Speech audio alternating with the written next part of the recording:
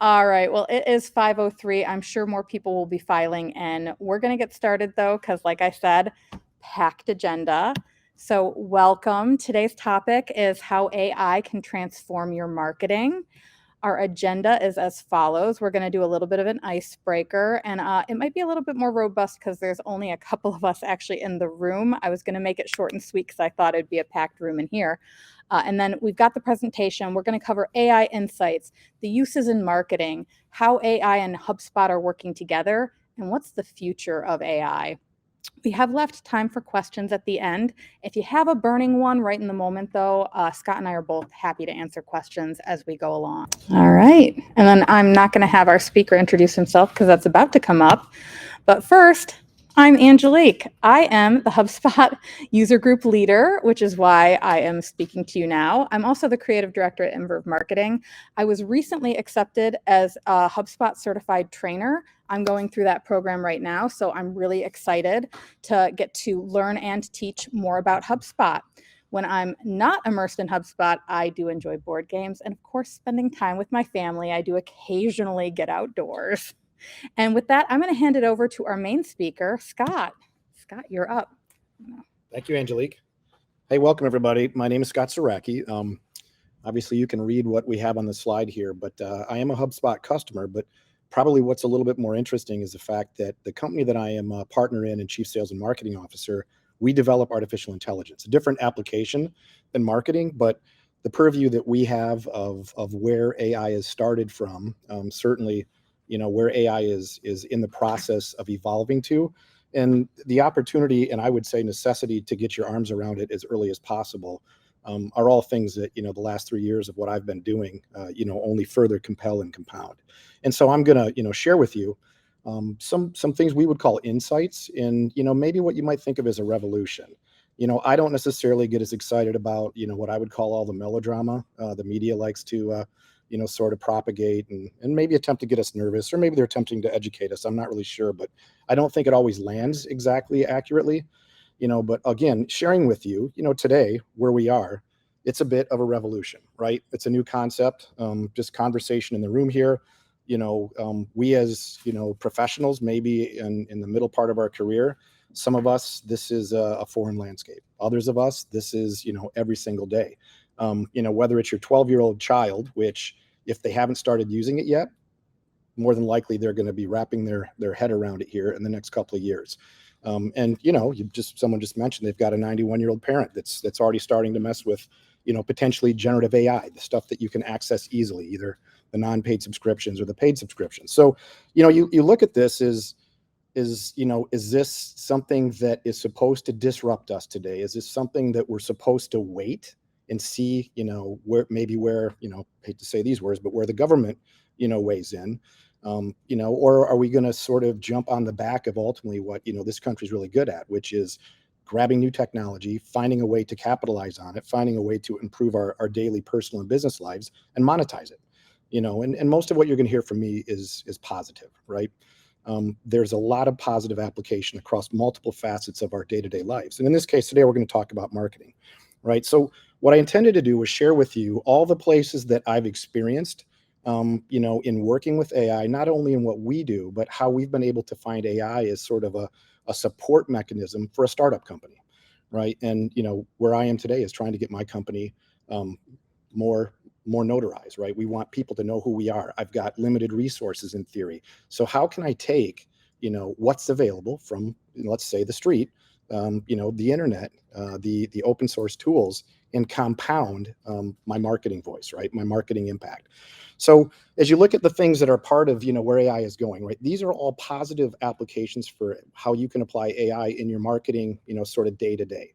My recommendation is, if you're the marketing person internally, you owe it to your own organization to make sure you have as much education around all the things that are potentially positive, certainly all the things that are potentially negative, but most importantly, you have to find the right place to onboard your organization so that you can start to take advantage of something that's never going to get put back in the box, right? Rough edges might get sanded off.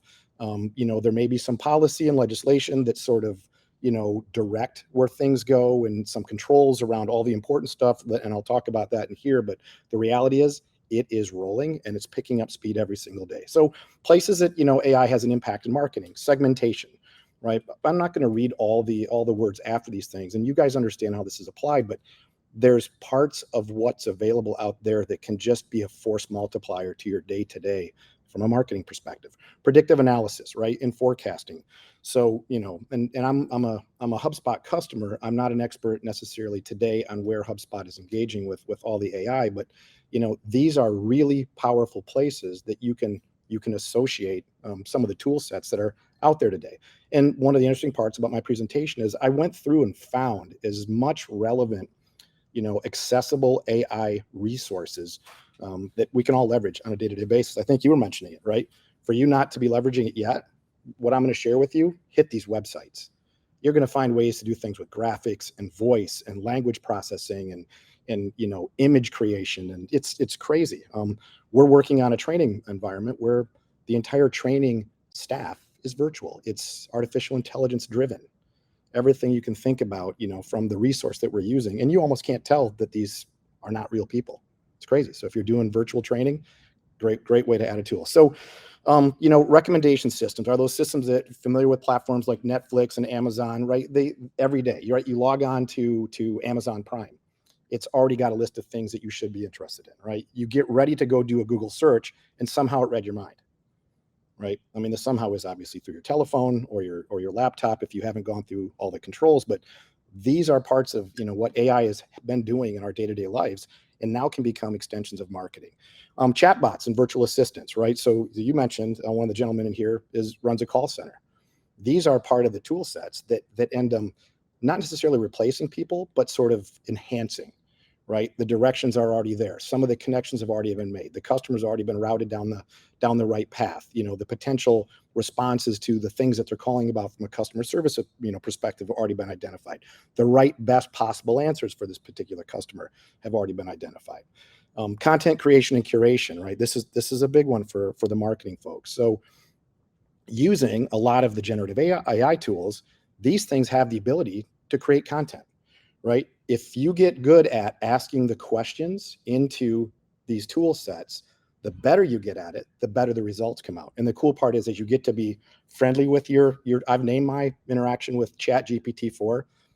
We've got a personal, rapport, bizarre as this sounds, but I thank it. It thanks me. I ask questions. Sometimes it'll give me a change on the answer based upon the last couple of times that I've rephrased how I've asked questions, right? It takes on almost a unique personality with you, but the end result is it's creating content where potentially we might have struggled, right? And we all know there's lots of places that, especially if you have to sit down and do a lot of, content creation, a lot of, new thought, writing blogs, writing other things of that nature.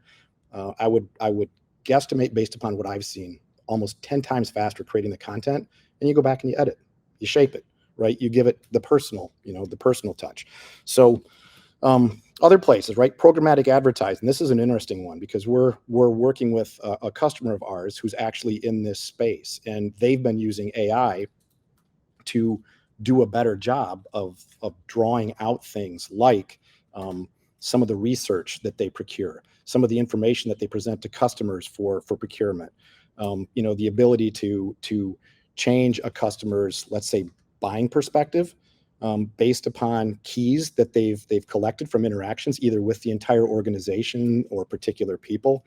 And again, the goal is you're using AI to find a way to add a force multiplier to the resources that you already have in place, right? The end goal is to improve the customer experience, or potentially to improve sales, or the end result of whatever your objective might be, right? In the marketing world, it's we want to improve our visibility. We want to improve our customer, mind share and market adaptation and market space. Certainly email marketing. My guess is today, at least 50% of the emails I get, I know are coming from some level of AI generated mechanism, something that it's attached to coming from the places that I've gone out and either asked for something or hit a website browser or responded to a questionnaire. Again, force multiplier, changing that dynamic. Visual recognition. If you haven't worked with that, this is a great tool. We're using it to do things with some of the image capture we do along, natural language processing, some image processing, where you can feed in images and you can start to pull like examples back. So it will do things like enable you to pull in, product information, product images, better organization, better analyzation of the content you might be using to put back into some of your marketing messaging, voice search optimization. Again, all these really powerful tools that become, part of where marketing today might be stuck a little bit with sort of manual processes or, redundant processing or even, resource constraints, right? We find in today's environment with what we do for our customer base, our AI doesn't necessarily replace what some of the people that were originally doing some of the bulk of our heavy lifting with our AI, but it enhances the output they drive, right? So our case is a little bit different, but it lets an analyst in what we do become an analyst versus somebody who has to do all the heavy lifting of data and data management. A/B testing tools, right? So, guessing most marketing folks here every now and then have to go out and do surveys and, finding ways again to enhance that power, right? So when the data comes back, you've got better rationalization and association of customer requirements, product fit, whatever it might be, so that you can more quickly drive the output, which is hopefully, again, improve customer service, improve sales, improve, product market appeal, all those things that are relevant to, to most of our customers' environments. A couple other places like dynamic pricing, right? Again, using tools like predictive analytics, leveraging huge amounts of data, being able to better understand how we can fit a pricing model to a customer base, pricing tolerance, competitive analysis, things that again, and historically used to be, a manual process, a people process. Again, in certain cases, you'll see where we start to talk about potentially some of the negatives. Maybe we see that certain roles end up getting maybe diminished a little bit, or in certain cases replaced, but the opportunity is someone still has to steer the AI, right? It doesn't steer itself. It makes decisions, but the decisions typically have to be affirmed by we as the users. Sales forecasting. This is one of the things I'm looking forward to most out of HubSpot, right? How can a tool like a CRM be better at sales forecasting than I am today based upon the way I input my data into a CRM platform, right? Mission critical for almost every organization that deals with scale and forecasting and association with supply chain and materials, and hitting numbers at the end of the quarter, right? There is a reality that, again, leveraging tools like some of these AI tools that are out there, it removes some of the subjectivity. And again, AI is all about data. And if you understand the concepts of how you're applying algorithms, the algorithms are studying historical data, so it does a better job of predicting or forecasting outcomes. And you can always balance things like sales forecasting off of what the data is telling you, right? It's really cool. And I've seen it through some other tools, but, again, it'll be interesting to see what HubSpot's able to do with some of the forecasting that, that AI can enhance. Customer journey mapping, right? Analyzing touch points, creating detailed maps, the customer journey, highlighting areas of optimization. Again, tools that marketing typically does maybe in a subjective manner today, maybe in a manual process, but this is something that you'll see AI can help you pull together, the loose ends in the data, better understanding of multiple customer perspectives, so that again you can start to align the objectives your customers are asking you to to put in your mission statements and your mission objectives as you're deploying a marketing program. Certainly, social media and sentiment analysis. I know folks have been on the phone before and noticed that when you're talking to things like a call center, or you're going through interactions with some of the customer inbound tool sets, right? Sometimes they're using tools to listen to things like sentiment, right? And out of the sentiment analysis, the goal is you want to improve your customer service agent, if you're actually using, human beings, accuracy and effectiveness in responding to a customer's demeanor, position, mood, whatever it might be. And it's not uncommon. I mean, almost everybody, at scale today has to use, sentiment analysis tools, and to a certain extent, the similar approaches to social media to better understand, where is my customer's head? Where is my customer's, emotional position? And how do I best put the feedback or the response into their hands? It's going to drive the optimal, outcome that I'm looking for. Search engine optimization. I'm sure everybody's, familiar with that from the marketing perspective, but, the tools in AI, again, doing a much better, more efficient job of handling larger amounts of data to give you more accurate perspective of how your SEO, how your SEO is actually impacting the right outcomes that you're, you're expecting to be, delivered to your customers.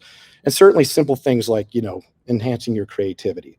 So if you haven't been into any of these, sites, and, again, sharing it with the people who are doing the hands-on creativity stuff, right? Writing, for example, graphics, imaging, music, those types of things. The tools that are out there today, we've probably already seen some of these YouTubes where you can't sometimes tell the difference between a writer writing music and the AI writing music, right? This is why that strike with the Hollywood writers, and even the actors to a certain extent, is such a big deal, right? They're concerned because in certain cases, some of the AI results coming out are multiple folds less expensive, exponentially faster coming out as a produced material, and oftentimes easier to reproduce, without all, let's say, the personal issues we have with human interaction. So again, legitimacy and some of those concerns, and we're going to walk through them and probably do a better job of unpacking them, but applying the different aspects of what's available to we as marketers and messengers of the things we're responsible for in our organization.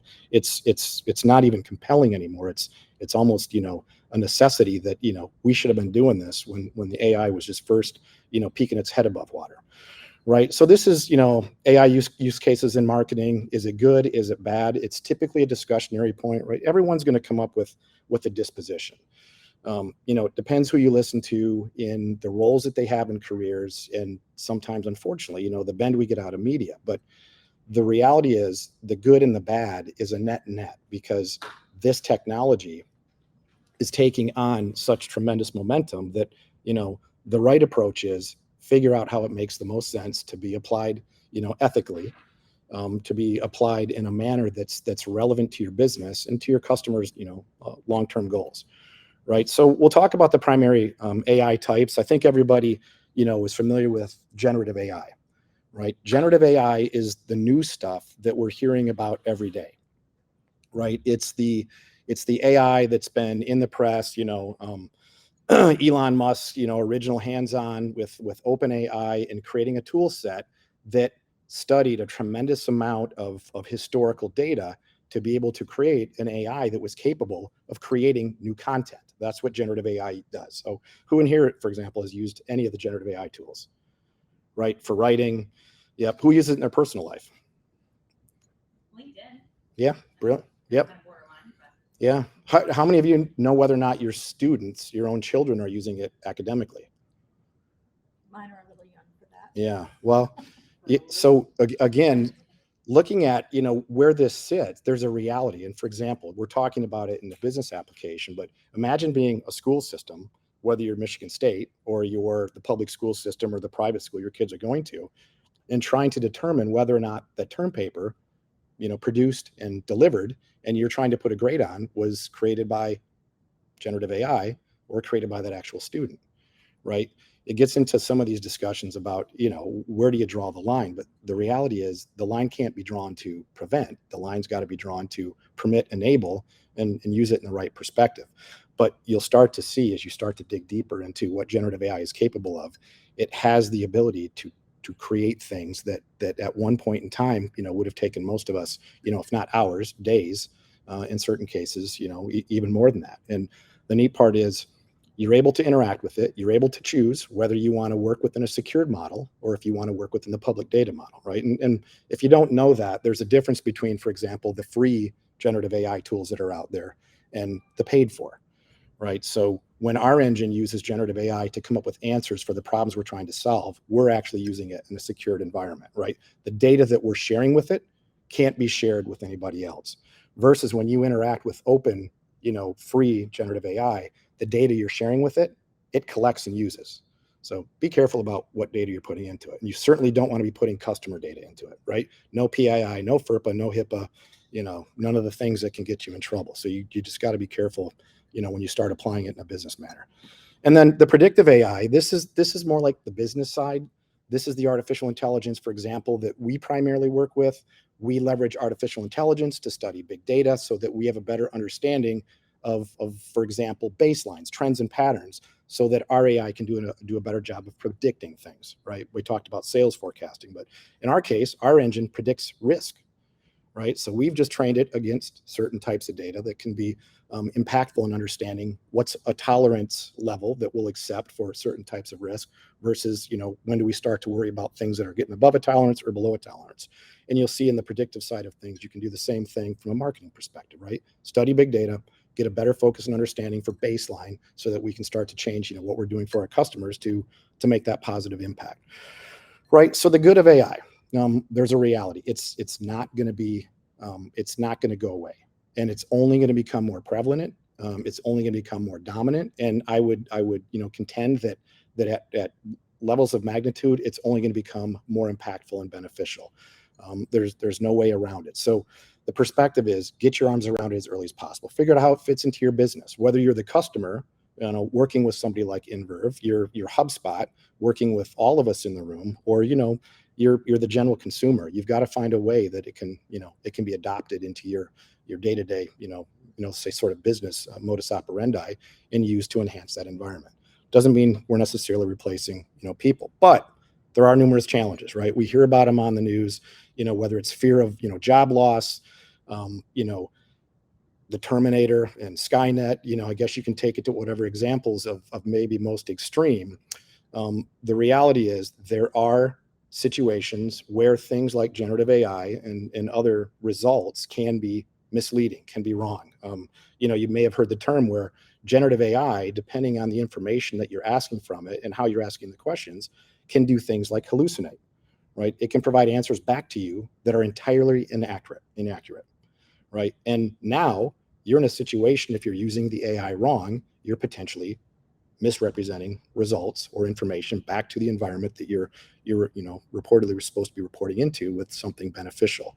And we challenge you have to pay attention to those things, right? Personal information, the way you're using the data, how the data is being loaded into the system, the permissions you're getting from the sources that you're loading in the data, and then again, certainly making sure the outcomes that you're presenting back to your audiences is accurate, right? So privacy, big issue, accuracy, a big issue. So these are just some drawbacks. And, I would challenge that the drawbacks actually offer opportunity, but things that are important, to mention, right? There's things you should always pay attention to in working with AI. It's one of these situations where, we've gone through situations with our end user customers where some of our customers have gotten to a point where they have a chief AI officer on staff.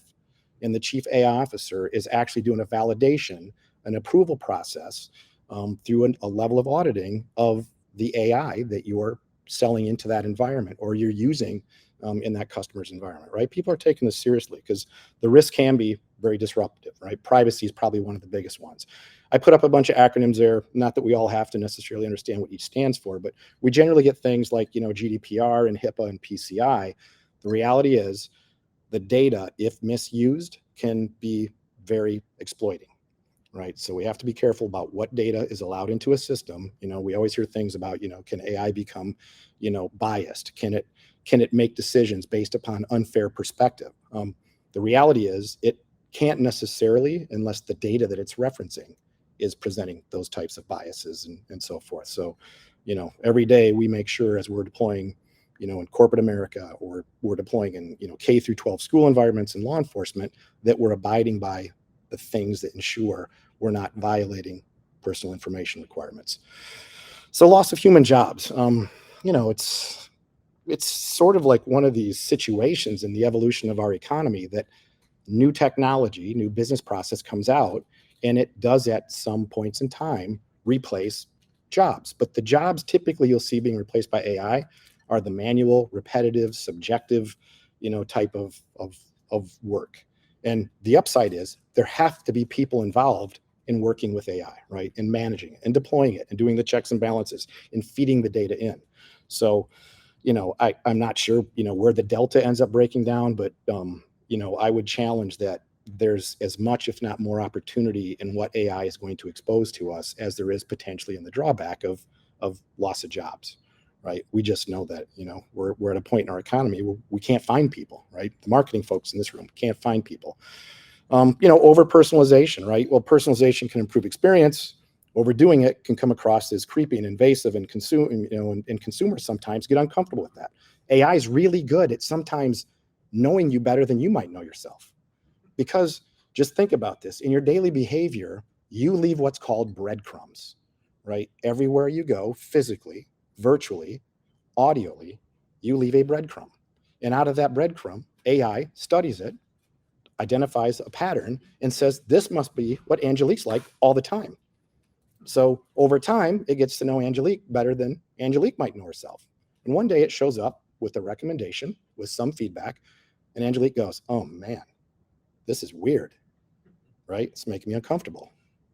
It knows me better than my husband does, or as my wife would say, better than my husband knows. Yeah, for sure. But it's interesting, right? So these are things that you'll pay attention to as you start to deploy it in a marketing environment, and your customers' customers are being, let's say, sort of, exposed to it in that manner.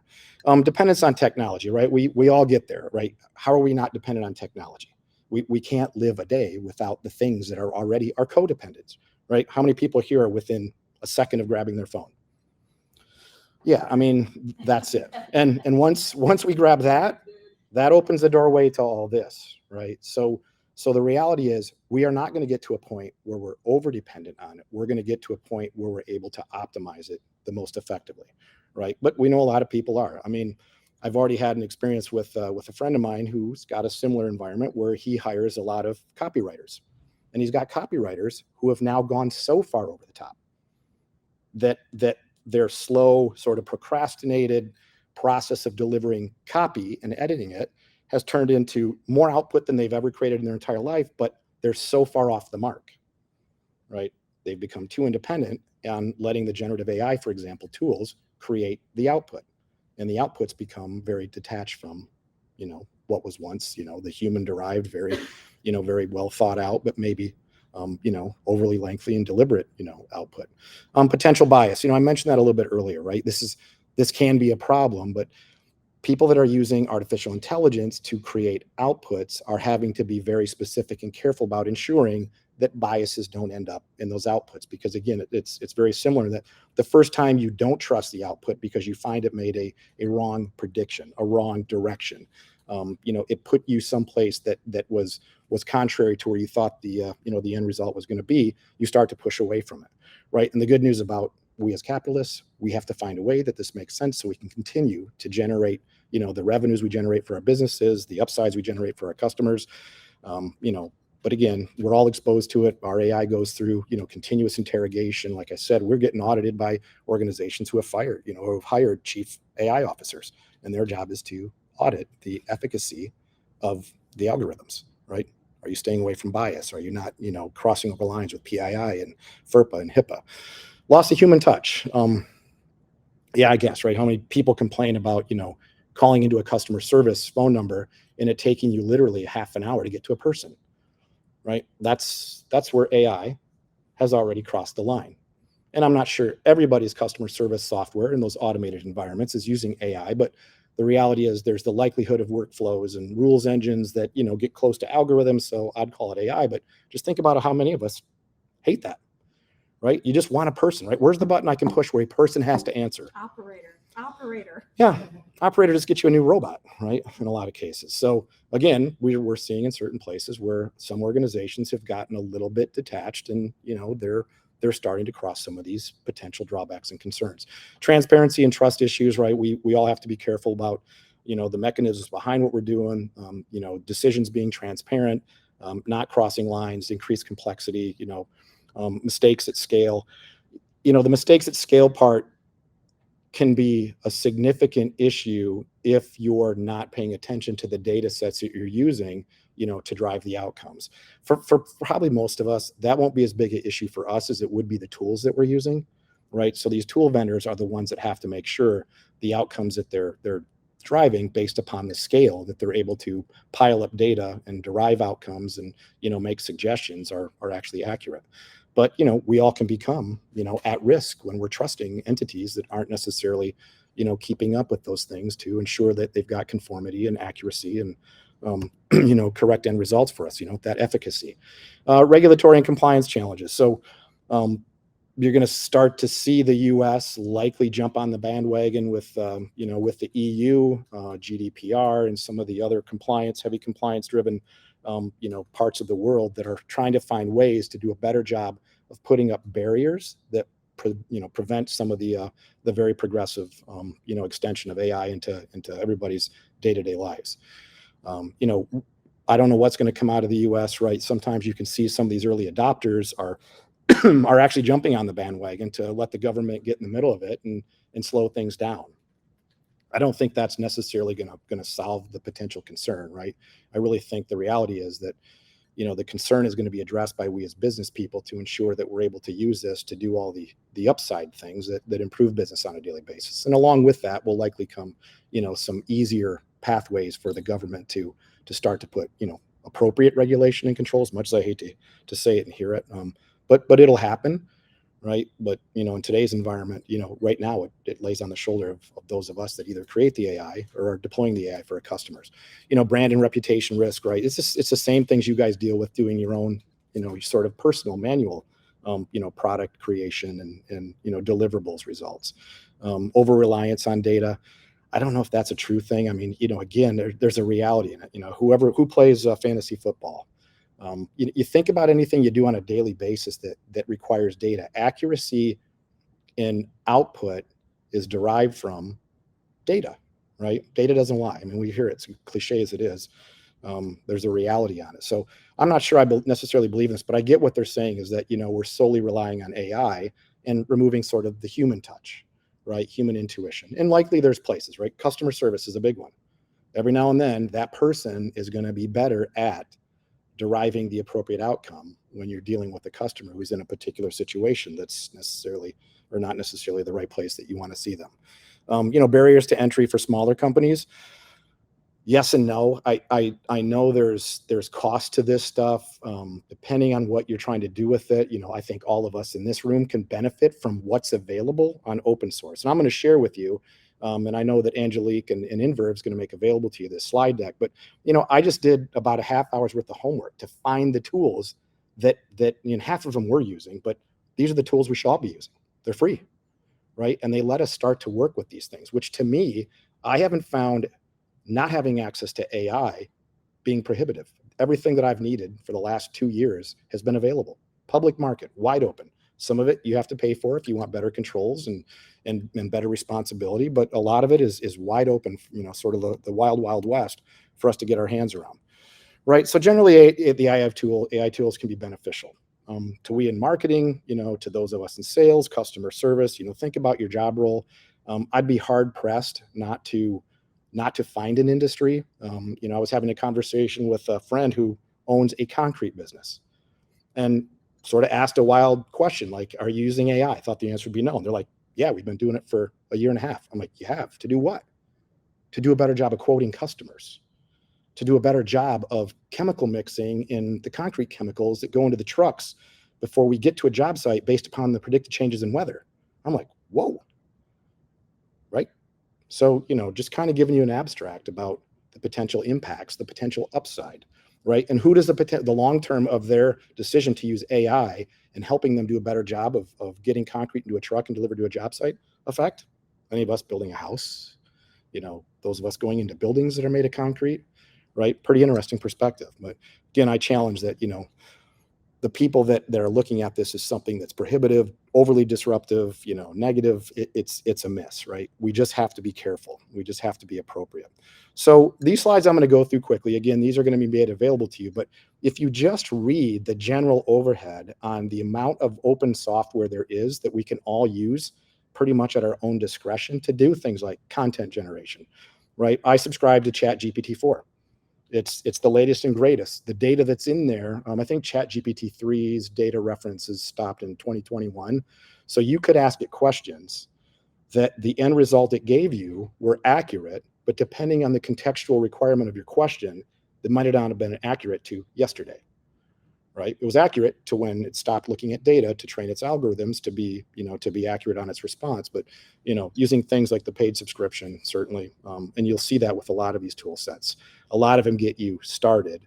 And then when you want the real big end result out of them, you might have to pay a subscription to them. But, visual content creation, this is all the stuff that, anybody who's doing visual content creation, graphics, imaging, video, audio, there's places you can go to get these things, right? Like music and sound.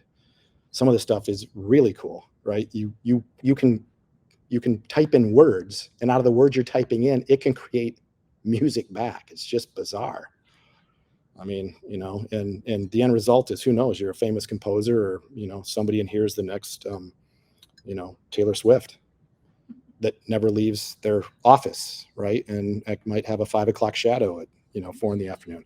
Again, this is why you will hear from certain organizations that AI can be intimidating, right? Because it can do a lot of things that can replace, maybe some of the less exciting, day-to-day job responsibilities that folks have. Design and graphics, data analysis and insight. And again, this is just a short list. Once you start looking for these tool sets, there's new stuff popping up every day. These are just the ones that either I could find or were referenceable from people that have worked with them, or my organization has worked with them, right? Video production, marketing optimization. These are really cool tools. I don't know if you guys have gotten into any of these yet. You get time, just sit down and go onto the website, and you'll see where it takes you. It's insane. Yeah. Well, so as marketing people, think about this. In theory, this is what you're up against, right? Because one person using these tools can be a 10-person, firm in a fairly efficient amount of time if they're good at using tools. Again, doesn't mean it's going to have the personal touch, doesn't mean it's going to meet at every single touch point a customer is looking for, but a lot of the content can be created out of the AI software world. Chatbots and customer service. We use them in our application. Almost everybody's using a chatbot, but the better institutionalized AI-driven chatbots and customer service platforms, the better the outputs typically are, and the end results that you derive from what you're trying to accomplish for your customers. So I think this is where Angelique jumps in. So would you let them know that when they get the presentation, those are live links? Yeah. So the links that Scott just went through, all of them are clickable. They'll take you right through to that resource. Nice and easy. As Scott mentioned, I will be providing that deck after the presentation. But this is the HubSpot User Group, guys. So it just wouldn't be a hug without talking about how AI is impacting HubSpot and what the exciting changes are coming. So we've got some updated product launches that HubSpot's rolling out. Not all of these are live, though. So this is kind of a peek behind the curtain of what is coming. And it is actually impacting every single hub. So there is something AI in every hub for every HubSpot user. It's wonderful. I'm going to quickly flip through these. So like I said, this deck's going to be provided to you after the fact. If you want to look at these in more in depth, you can. Each slide actually has what subscription level you would have to access this feature. So like the AI subject line generator is free starter, pro, and enterprise levels. Right now it's in private beta though. So you won't see this today or tomorrow. That's coming much later. This is an AI generated social copy within the blog editor. Yep. When it's in private beta and you're working with a partner, can a partner get you access? No. So there are, public beta. This one's a public beta. This is something that a partner can get you access to today, which is great. Pro and enterprise clients will have access to this. And we're actually going to show you a little demo of this feature in particular, which I think is super duper cool. We've got AI one-click title and meta descriptions. So HubSpot is leveraging all of the integrations that they've got. So the AI, where is it? This one is pulling data from SEMrush to make you SEO optimized blog posts. That's fantastic, right? The whole point of a blog is to help give you some SEO juice. And this is pulling data that's going to help streamline that whole process for you, which is again why I'm going to demo it for you. So lots and lots. This is how much stuff is coming from HubSpot in regards to AI. I know you're probably going to have questions. I can't actually answer all of them in regards to the AI stuff rolling out because it's just so fresh and new. But I am going to show you AI blog content. So pardon me while I figure out how to share the different screen. And we want to share this. All right. So in your HubSpot portal, you're going to navigate to your blog, go to website blog. When you get here, we're going to hit create. and it's going to create a blog post where I want it. Once you get down to edit, you'll see there's this little lightning bolt. You click that and it's going to generate, it gives you the option to generate multiple different things. So you got to kind of pay attention to what you want to do. Do I need help with just a paragraph of this blog? Do I want a full outline generated for me? And again, this is going to be keyword optimized. Do I just need an idea? Do I need it to write the conclusion? All of these are going to be options. We're going to go to the outline. So I want to write a quirky post about AI writing blog posts. And I'm going to have it generate based on that prompt. Spends a minute. And there we go. This is a full outline. It's got the H2 and then H3. It gives you the entire hierarchy of the recommended blog post. Now, in this instance, it did not write the entire blog post. For my agency's purposes, we would not have it write an entire blog post, but to have it generate an outline that's going to help guide where that blog post needs to go, this is great for my project manager to hand off to an actual writer. The power of HubSpot, guys. All right, let me stop sharing that and go back to that. And then I'm going to share screen again and go back to the presentation. Is there a particular AI tool that HubSpot is integrating with? I don't have that information, but what I can do is take that question and respond back when we send out the presentation. Great question. I think there are multiple. I know for years there's been predictive lead scoring in AI in the marketing enterprise portal. It has nothing to do with SEMrush. Yeah. So I know there's not one. Okay. Yeah. Yeah, so wouldn't be a presentation on AI without talking about the future. I'm going to let Scott kind of wrap up his section, and then I've got some additional info for you as well. Sure. Yep. Thanks, Angelique. Yeah, I mean, this slide's, basically summarizing what we've already summarized, but, the reality in the perspective of AI in our day-to-day lives, business people, consumers, it's not going away. Everything that, we derive from it, we perceive it to be a force multiplier, right? It's just a matter of how you wrap your arms around it, and, you enable your teams, you enable yourself to, to get comfortable with it and start finding ways that you can, you can apply it to your day-to-day responsibilities. And certainly just looking at what HubSpot's doing, I mean, I don't think they've, left a stone unturned where they're not finding ways to apply AI to enhance, an already great platform. So again, just find ways to get your arms around it and keep Googling and keep asking, ChatGPT for reference tools, because it'll find new ones every day. Thank you. Yeah, so I've got some great stats directly from HubSpot. Conclusion, the stats don't lie. Use AI.